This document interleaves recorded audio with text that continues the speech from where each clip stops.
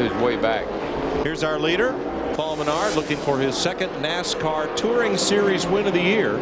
He won at Road America, Elkhart Lake, Wisconsin. Boom. Muscle. Man. Oh, and I don't think the 6 car, here he comes. He's going to take him out. If he's after him, but he can't get him. Shepard and Souza. Souza was going to take Shepard out. I can tell you that. He had it on his mind. And I believe he's got a right. He's got a little body damage. Yeah. That's why he's so hot. That was the third place battle. He hadn't. I don't think it. Trouble at turn 10. One car limping. Might make it back to pit road. That's Jeff Green. Right front has all gone askew there. And he had moved up to the 10th position after starting back in 36. He's made some contact. But watch this. Here comes Kenny Shepard. He's trying to stay off. He's trying to stay off of Souza here, but he gets it down in there. He cooks it hard. Car really gets down in the corner well. And man, I'm telling you what, Souza was after him right here. You can believe that. Souza has earned his money today. He has wrestled that thing since the drop of the green flag. This right here this is what you call on a mission. Yep.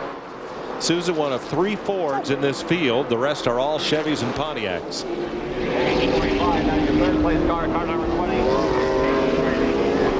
Had a fender against the tire, but you know, sometimes those fiberglass fenders will fix themselves. Third place race, Kenny Shepard. Boy, he's trying. Kenny just gets in the corner so good.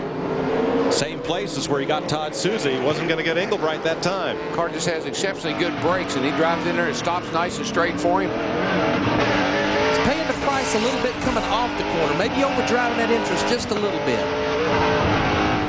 I think he figures he can pass him a lot easier getting in than he can getting off. Because he sure puts the nose in there when he gets a chance. But if you're going to beat somebody getting in the corner, it's this last corner, turn 11, that slow corner. Let's see how he outbreaks him getting into there. He's setting him up. He's going to get a run on him right here. And here he comes, buddy. He's not going to waste any time. He's in there. Put a little block and move on him, but not much. Took the position away. There you go. See, that car just stops nice and straight. Oh, crisscross. Here comes Engelbright. Going to beat him off the corner. Yeah, they're going to drag race here, but I believe the 9's got the advantage. Todd Souza, he has a good, fast race car. That's fun to watch. Watch one guy beat you in, the other guy beat you out of the corner, and see how it comes up the hill. Paul Menard leading Eric Holmes and Kenny Shepard.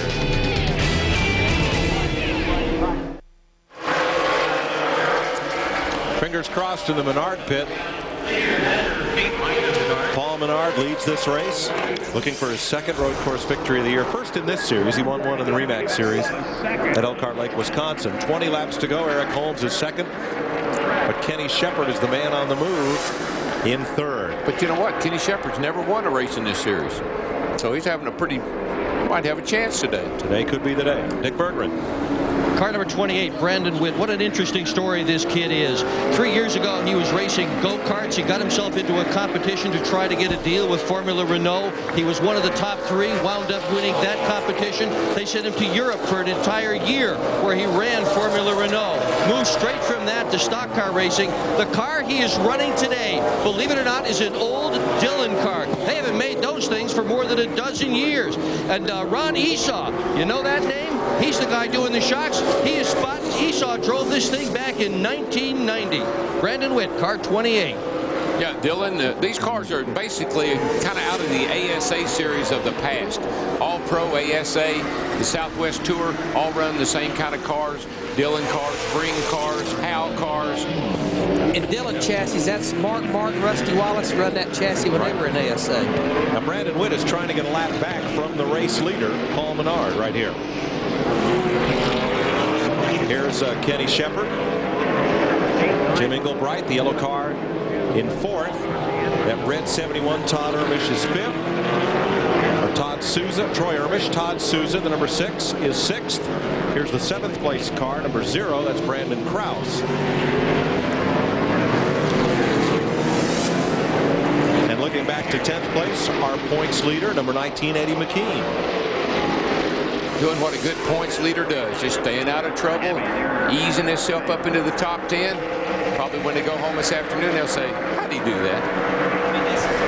This is off position here with about 18 laps to go. You see that 5 car, Joe Harrell, he started back in 30th position. He's in 9th. He owns 8 car dealerships. I asked him this morning, I said, Joe, why do you race? He says, stress relief. Yeah, well, I own a couple, and I know what it means.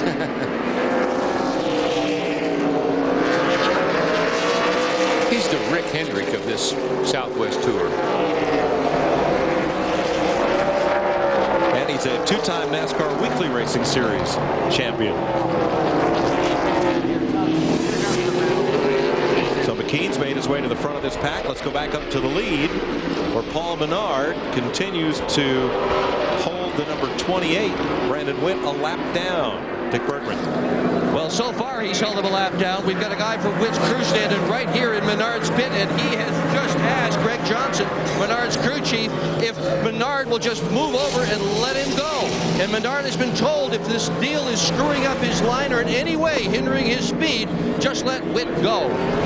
Problem is, Dick, if he lets Witt go, right behind Witt is the second place car of Eric Holmes, ready to pounce. And right behind them, if you just watch, here he comes. That car right there is closing down almost a second a lap. Over a second a lap, yeah. The last 3 laps, he's been in the 79s. Our leader, Paul Menard's been in like the high 80s, low 81s. Yeah, he's come into the frame now. There he is right there. Closing fast. 17 laps to go in the Snap-on Tools Jelly Belly 200 at Sonoma.